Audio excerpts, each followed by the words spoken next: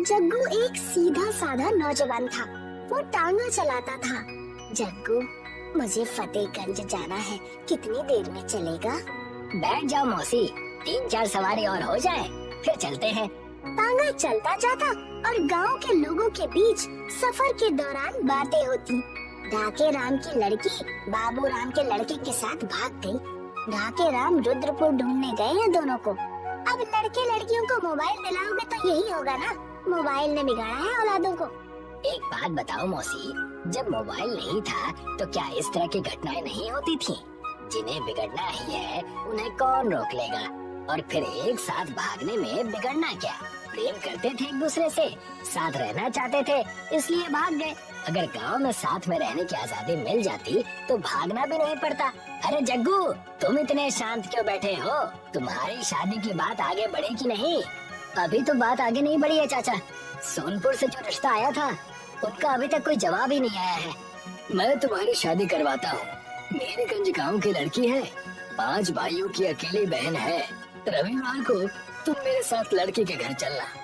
रविवार वाले दिन जग्गू जुम्मन चाचा के साथ लड़की के घर गया। लड़की सुंदर थी। जग्गू ने उसे देखते ही पसंद कर लिया। कुछ ही दिनों में जग्गू के घर दुल्हन आ गई। लड़की का नाम अन्नपूर्णा था। अन्नपूर्णा बोलने में एकदम तेज और खाने में भी सबसे आगे रहती थी। आज शाम को जब घर आओ ना तो मेरे लिए 2 किलो इमरती लेते आना। अरे बेटा, बीच में टांगा रोक कर कहाँ जा रहे हो? बस 5 मिनट रुकिए मौसी, घर वालों ने इमरतियाँ मंगाई है। बंसी भैया, 2 किलो इमरती पैक कर दो। लगता है आज भोजन की जगह इमरती खाओगे। मैं नहीं खाऊंगा, मेरी पत्नी खाएगी। जग्गू इमरतियाँ लेकर घर पहुँचा। ये लो अन्नपूर्णा, तुम्हारी इमरतियाँ। मुझे बहुत तेज भूख लग रही है, जल्दी से खाना लगा दो। खाना नहीं बनाया है मैंने, गोभी रखी है, काट के छौंक दो और आटा मारकर रोटियां सेक लो। जग्गू ने सोचा खाना बनाने से पहले वो कुछ इमरतियाँ खा ले, लेकिन जैसे ही जग्गू ने इमरती को हाथ लगाया, अन्नपूर्णा ने उसे रोक दिया। तुम मेरी इमरतियाँ क्यों खा रहे हो? क्या अपने लिए इमरती लेकर नहीं आए? अरे हाँ, मैं अपने लिए तो लाना भूल ही गया, माफ करना। मैं खाना बनाकर ही खा लेता हूँ। अगले दिन जब सुबह को जग्गू टांगा लेकर घर से निकलने ही वाला था तो अन्नपूर्णा बोली, आज शाम को जब घर लौटो तो 2 किलो इमरती, 1 किलो रबड़ी और आधा किलो बर्फी लेकर आना। उस दिन भी शाम को जग्गू अन्नपूर्णा का बताया सारा सामान लेकर पहुंच गया। जग्गू खुद खाना बनाता और अन्नपूर्णा रोज महंगी महंगी मिठाइयाँ खाती। जग्गू अपनी बीवी की सुंदरता के मुंह पाश में बंधा हुआ था, इसीलिए वो अपनी बीवी की हर मांग को स्वीकार कर लेता और घर का काम ना करने पर भी क्रोधित नहीं होता। लेकिन अन्नपूर्णा की मांगे बढ़ती ही जा रही थी। जग्गू की इनकम सीमित थी, इसलिए एक दिन जग्गू कठिनाई में पड़ गया। कल मैं माँ अन्नपूर्णा की पूजा करूंगी और उसके लिए 11 तरह की मिठाइयों का भोग लगाऊंगी। आपको ये 11 तरह की मिठाइयाँ लानी है। अन्नपूर्णा ने जग्गू को मिठाइयों की लिस्ट पकड़ा दी। सभी मिठाइयों की मात्रा 1-1 किलो थी। जग्गू ने उस दिन 3 चक्कर एक्स्ट्रा लगाए, लेकिन फिर भी वो 11 किलो मिठाई के पैसे नहीं जुटा पाया। जग्गू अपने दोस्त के घर पहुंचा। शंकर, मुझे 500 रुपए उधार दे दो, मैं तुम्हें कल लौटा दूंगा। कोई जल्दी नहीं है जग्गू, आराम से लौटा देना। जग्गू ने उधार लेकर पैसे जुटाए, लेकिन 1 किलो मिठाई फिर भी कम पड़ गई। मेरे पास 10 तरह की मिठाई है। अगर तुम्हें 11वीं मिठाई भी चाहिए तो तुम्हें शहर जाना होगा। अगर मैं शहर जाऊंगा तो किराया खर्च होगा, रात होने वाली है, मेरे पास पैसे भी बहुत कम बचे हैं। क्या पता शहर में मिठाई कितनी महंगी मिले। जग्गू 10 किलो मिठाई लेकर ही घर पहुंचा। आज तुमने बहुत देर कर दी, मैं कब से पूजा करने के लिए बैठी हूँ। मिठाई का इंतजाम करने में जरा देर लग गई। ये रहा तुम्हारा सामान। अन्नपूर्णा ने मिठाई खोलकर देखी। ये क्या, 11वीं मिठाई कहाँ है? वो दरअसल 11वीं मिठाई गांव में मिली नहीं, उसके लिए शहर जाना पड़ता। तो शहर चले जाते। शहर जाता तो किराया भाड़ा खर्च होता, मिठाई के लिए पैसे ही नहीं बचते। हमारे घर के पूर्वजों के समय से ये पूजा होती आ रही है। हर बार 11 तरह की मिठाइयाँ होती है। तुमने मेरी पूजा तोड़वा दी। तुम मेरी मांगे पूरी नहीं कर पा रहे। मैं मायके जा रही हूँ। नहीं अन्नपूर्णा, मायके मत जाओ, मैं तुम्हारी हर मांग पूरी करूंगा। मैं तांगा चलाना छोड़कर कोई और काम शुरू करूंगा। तुम मिठाई बनाने का काम शुरू करो और अभी फिलहाल जो पैसे तुम्हारे पास बचे हैं उनसे 1 किलो इमरतियाँ और ले आओ। 11 तरह की मिठाई ना सही 11 किलो ही सही। अन्नपूर्णा ने 11 किलो मिठाई का भोग लगाया और अगले दिन सारी मिठाई अकेले ही खाई। ये मिठाई आदमी नहीं खा सकते, देवी माँ का प्रसाद केवल औरतों के लिए ही होता है और इस घर में मैं अकेली महिला हूँ। जग्गू ललचाता रह गया और अन्नपूर्णा सारी मिठाई खा गई। जग्गू ने अपना तांगा बेचकर मिठाई की दुकान शुरू की। रात में दुकान बंद करने के बाद जग्गू अन्नपूर्णा के लिए कोई न कोई मिठाई लेकर पहुंचता।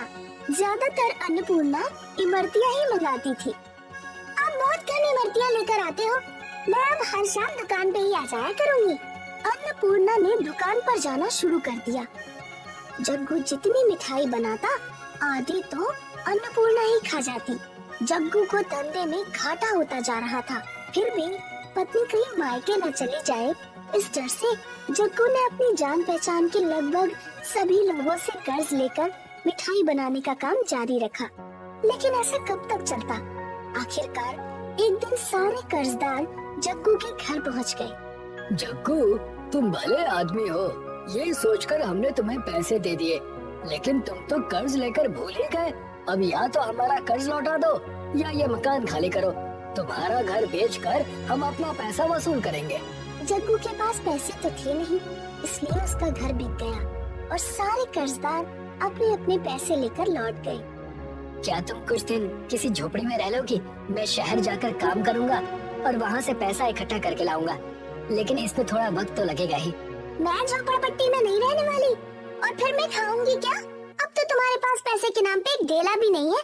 मैं तो मायके जा रही हूँ। अन्नपूर्णा जब मायके जा रही थी तो बंसी हलवाई की नजर उस पर पड़ी। अरे जग्गू की पत्नी, कहाँ जा रही हो? और जग्गू कहाँ है? अब मेरा जग्गू से कोई संबंध नहीं, वो तो कंगाल हो चुका। ये लो 100 रुपए और मुझे इमरती खिलाओ। बंसी हलवाई अन्नपूर्णा की सुंदरता पर मोहित हो गया। मैं तुमसे पैसे नहीं लूंगा और मेरे पास मिठाई की कोई कमी नहीं है। अब तो मेरी दुकान में 15 तरह की मिठाइयाँ हैं। अगर तुम चाहो तो मेरे साथ शादी कर लो, जितनी इमरती चाहोगी खाने को मिलेंगी। अन्नपूर्णा को तो बस ऐशो आराम और खाने पीने से ही मतलब था। उसने बंसी हलवाई से शादी कर ली। जग्गू ने सोचा कि वो शहर जाकर पैसे कमाएगा और फिर अन्नपूर्णा को अपने पास वापस बुला लेगा। लेकिन जब जग्गू को पता चला कि अन्नपूर्णा ने दूसरी शादी कर ली तो उसकी प्रेरणा ही टूट गई। जग्गू को अपने खर्चे के लिए तो पैसे कमाने ही थे, इसलिए उसने अपने पुराने टांगा चलाने वाले धंधे पर वापस लौटने की सोची। जग्गू के पास घोड़ा खरीदने के लिए रुपए भी नहीं थे। वो जंगल में किसी जंगली घोड़े की तलाश में गया। काफी खोजने पर भी उसे कोई घोड़ा नहीं मिला। वो थक कर एक पेड़ के नीचे बैठ गया। घोड़ा न सही, कोई गधा या खच्चर ही मिल जाए, वरना तो भूखे मरने की नौबत आ जाएगी।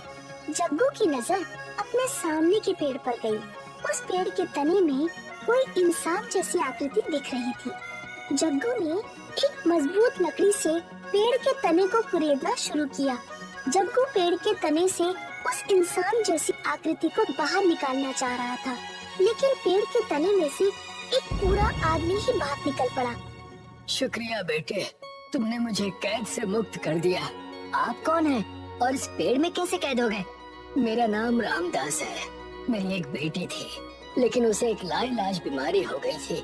वैद्य ने बताया कि केवल किसी 1000 साल पुराने नाग के विष से ही मेरी बेटी ठीक हो सकती है। मैं नाग की खोज में जंगल आ गया।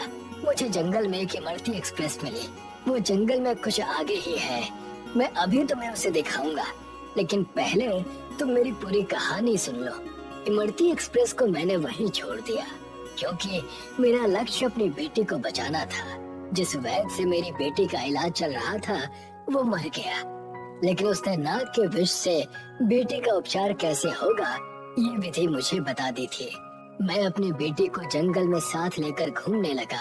आखिरकार मुझे 1000 वर्ष पुराना नाग मिला।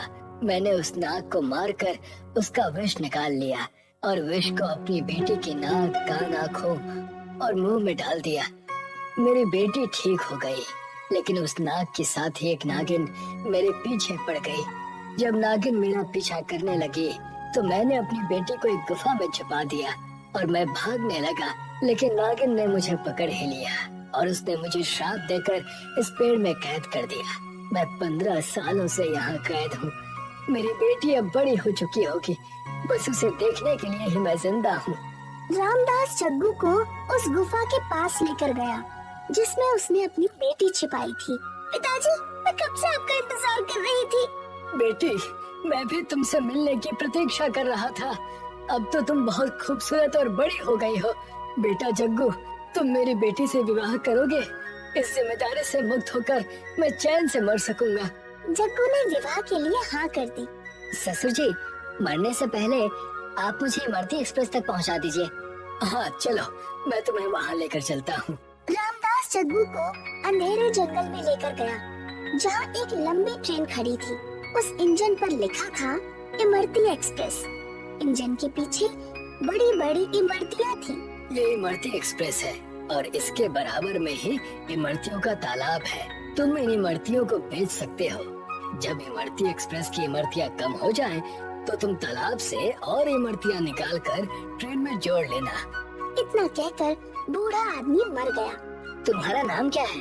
मेरा नाम कोमल है। जब तक मैं पैसे इकट्ठे नहीं कर लेता, तब तक हम उस गुफा में ही रहेंगे। ठीक है, मुझे यहाँ कोई परेशानी नहीं। अगले दिन जग्गू इमरती एक्सप्रेस लेकर गांव पहुँचा। बड़ी बड़ी इमरतियों की इतनी लंबी कतार को देखने के लिए गांव वालों की भीड़ लग गई। गांव वालों, ये इमरती एक्सप्रेस है। मात्र 10 रुपए दीजिए और जी भरकर इमरती खाइए। इमरती खाने वालों की भीड़ लग गई। 10 रुपए में स्वादिष्ट इमरतियाँ, वो भी पेट भरकर खाने को मिल रही थी। जग्गू एक दिन में हजारों रुपए कमाने लगा। वो रोजाना इमरतियों के तालाब से इंजन में इमरतियाँ जोड़ता और ट्रेन को गांव में ले आता। उधर बंसी हलवाई का धंधा ठप हुआ जा रहा था, क्योंकि गांव वालों को जग्गू से बहुत सस्ते में मिठाई मिल रही थी। तुम आजकल इतनी कम मिठाई क्यों बना रहे हो? मिठाई बिक ही नहीं रही तो मैं ज्यादा बनाकर क्या करूं? वो जग्गू कहीं से इमरती एक्सप्रेस लेकर आया है। सारे गांव वाले उसकी इमरती खाकर ही संतुष्ट हैं। अन्नपूर्णा ने इमरती एक्सप्रेस का नाम सुना तो उसके कान खड़े हो गए। वो एक दिन जग्गू के पास पहुँची। जग्गू, मैं दोबारा तुमसे शादी करना चाहती हूँ। बंसी कम मिठाई बना रहा है, मेरा तो पेट ही नहीं भरता। मैं अब तुमसे शादी नहीं कर सकता, क्योंकि मुझे तुमसे भी ज्यादा सुंदर पत्नी मिल गई है। और बंसी से कह देना कि जल्द ही उसे अपनी दुकान इस गांव से हटा लेनी चाहिए, क्योंकि मैंने इमरतियाँ बेच बेच कर खूब धन इकट्ठा कर लिया है। अब मैं इमरती एक्सप्रेस चलाने के साथ साथ एक बड़ी मिठाई की दुकान भी खोलूंगा, जिसमें 21 तरह की मिठाइयाँ मिला करेंगी। लेकिन तुम्हें कुछ भी खाने को नहीं मिलेगा, क्योंकि अब तुम मेरी पत्नी नहीं हो। अन्नपूर्णा भनभनाते हुए बंसी के पास पहुँची। तुम कहाँ गई थी अन्नपूर्णा? मुझे तो लगा कि तुम मुझे छोड़कर चली गई हो। तुम्हें जग्गू का इमरती एक्सप्रेस का धंधा बंद करना होगा, नहीं तो तुम बर्बाद हो जाओगे और मैं भी तुम्हें छोड़कर चली जाऊंगी। एक रात जब जग्गू इमरती एक्सप्रेस लेकर जंगल लौट रहा था, तो बंसी उसके पीछे पीछे गया। उसने जग्गू को इमरतियों के तालाब से ट्रेन में इमरती जोड़ते देखा। अच्छा, तो जग्गू बड़ी बड़ी इमरतियाँ इस तालाब से निकालता है। अगर मैं इस तालाब में कुछ मिला दूं तो बंसी भांग लेकर आया और उसने इमरतियों के तालाब में भांग मिला दी।